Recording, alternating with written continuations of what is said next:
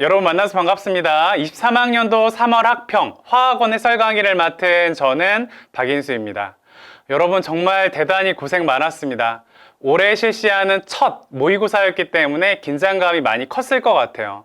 하지만 시험을 좀 못 본 학생들은 실망하지 마세요. 3월 학평 수능 성적 아닙니다. 이번 시험을 통해서 내가 어떤 게 부족하고 또 앞으로 어떤 부분들을 채워야 나가는지 그런 계획을 세운다라고 생각하시면 되겠습니다. 또 하나는요. 정말 오랜만에 마스크를 벗고 볼 수 있었던 시험이어서 그런지 이제 일상으로 돌아왔구나 라는 생각이 들었습니다.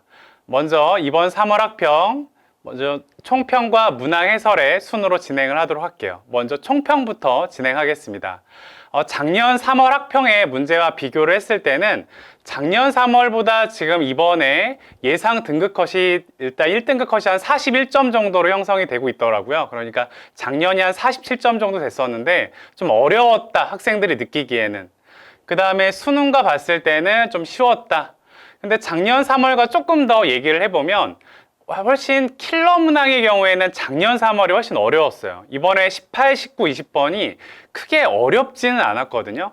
학생들이 근데 이 부분에서 어려웠던 이유는 준킬러의 개수와 난도가 좀 올라갔습니다. 이거는 작년에도 계속 그랬거든요. 그래서 앞으로 여러분들이 시험을 준비하는 데 있어서 물론 킬러도 중요하지만 준킬러를 어떻게 대비하는지가 가장 중요한 관건이 되겠습니다. 왜냐하면 준킬러로 어느 정도 시간을 빠르게 풀어서 해결해야 나중에 킬러까지 갈 수 있기 때문에 그래서 최근 수능을 보면 좀 킬러의 난도는 조금 떨어지고 있는 추세다라고 보시면 되겠습니다.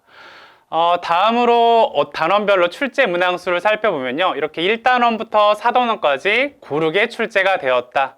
근데 아까 준킬러의 문항수가 많아지고 있다고 했는데 그 준킬러는 주로 2단원과 3단원에서 출제가 되고 있어요. 그래서 그런 부분들을 좀 어떻게 하면 좀 더 시간을 단축시킬 수 있을까? 그런 부분들을 고민하셔야 합니다.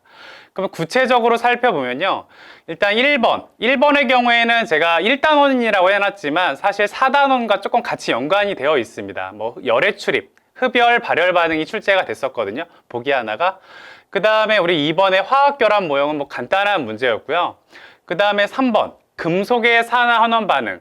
최근에 수능, 작년 6모, 9모의 트렌드를 보면 이런 금속의 산화환원 같은 경우에는 두 문항이 출제가 되고 있는데 한 문항은 좀 앞에 간단한 문항, 이렇게 전하량 보존을 쓰면 금방 보이는 그렇게 하나가 출제가 되고 있고 또 하나는 이제 뒤쪽에서 이제 산화환원의 반응식을 꾸미는 게 출제가 되고 있습니다. 그 다음에 이제 4번 동적 평형. 동적 평형은요 화학원의 교육과정상 너무 어렵게 다룰 수가 없어요. 그래서 좀 러프하게 다룰 수밖에 없는데 이게 23 수능에서는 온도가 다른 상황이 출제가 됐었거든요. 그동안은 항상 온도가 동일한 상황이었습니다. 이번 3월도 그냥 예전의 기출처럼 하나의 온도로 일정한 그런 상황이었는데 작년 수능에서 온도가 서로 다른 상황을 비교하는 문항이 출제가 되었어요. 그래서 4번 문항을 혹시 어렵거나 틀린 학생들은 꼭 작년 수능 문제와 함께 풀어보시면 도움이 될 것 같습니다. 그 다음에 6번의 경우에 동위원소는 우리 수능과 이번에 봤던 수능 문제와 좀 비슷한 표로 출제가 되었는데 어렵지는 않았어요. 하지만 동위원소는 충분히 준킬러 이상 가는 문제입니다. 그 다음에 또 킬러까지도 갈 수 있었던 예전 수능에도 킬러로 나온 적도 있었거든요. 그래서 그런 부분들을 조금 잘 대비해 주시면 될 것 같고요. 그 다음에 9번에 우리가 2단원과 3단원에서 좀 준킬러, 시간이 좀 걸리는 문항들을 제가 이렇게 살짝 이렇게 녹색으로 표시를 해놨습니다.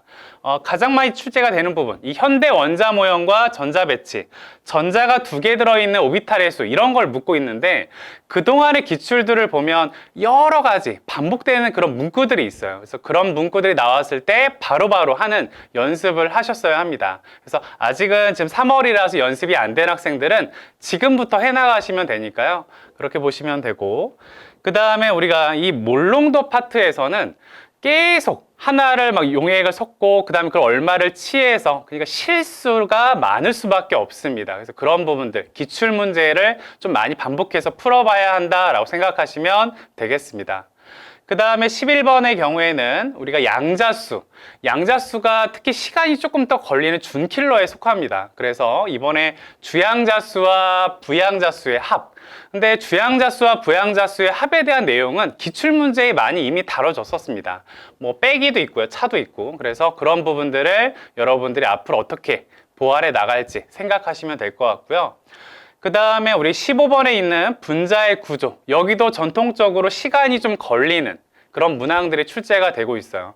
그래서 이번 시험을 선생님도 학교에서 감독을 하면서 아이들에게 반응을 물어봤는데 선생님 15번, 16번까지 푸니까 시간이 다 됐어요. 이런 학생들이 많았거든요. 그러니까 앞에 있는 준킬러에서 시간을 어떻게 하면 단축시킬 수 있을지 그런 부분들을 고민하셔야 합니다.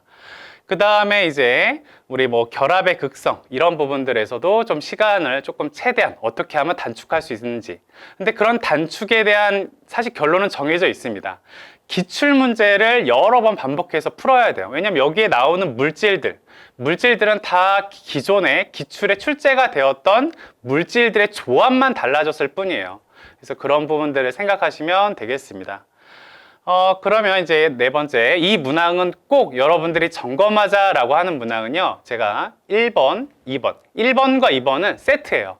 금속의 산화환원 반응이 두 문제 중에 한 문제는 전하량 보존을 사용해서 좀 쉽게 풀리는 문제, 또 하나는 우리가 이제 반응식, 개수를 꾸미는 반응식의 어떤 문제인데 이번에 3월 학평에 있는 문제는 예전에 그냥 기출의 형태였습니다. 하지만 작년 6모, 9모 수능에서는 이 전하의 미지수를 사용하게 되면 조금 더 하나의 계산 과정이 더 필요하거든요. 그래서 혹시 13번 문항을 틀린 학생들은 이 문항을 풀었다고 넘어가지 말고 작년 6모, 9모 수능 문제까지 같이 풀어주시면 도움이 되겠습니다. 그 다음에 16번 문항, 물의 자동이온화가 최근에 계속 계산 문제로 출제가 되고 있어요. 그래서 그런 부분들, 이렇게 뭐 POH에서 pH를 뺀 값에 대한 자료가 주어지고 그랬을 때 어떻게 제가 빠르게 접근해야 되는지 이따가 안내하도록 하겠습니다.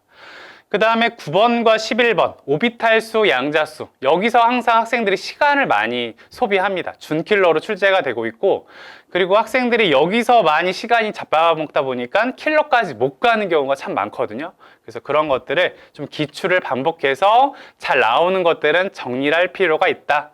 그 다음에 18번 문항의 경우에는 우리가 밀도값, 학생들이 항상 싫어하는 것 중에 하나가 밀도, 또 상대값 이런 것들이 나오거든요. 그래서 밀도 같은 것들은 우리가 부피값으로 변환시켜서 우리가 문제를 해결한다거나 그런 것들이 좀 필요할 것 같습니다. 그 다음에 6번, 19번 문항 같은 경우에는 양적 관계 문제인데 한계 반응물을 찾는 연습을 꼭 하셔야 돼요. 그래서 이게 처음엔 어려울 수 있습니다. 하지만 좀 기출이랑 여러 가지 문제를 반복해서 풀어야 되는데 쌤 강의 중에 완자화학원 그 강의가 있는데요. 거기에서 제가 아까 얘기했던 뭐 물의 자동 이온화에서 pH와 pOH, 그 다음에 양적 관계 그런 스킬들을 많이 거기에 전수를 했거든요. 그래서 여러분들 참고하시면 되겠습니다.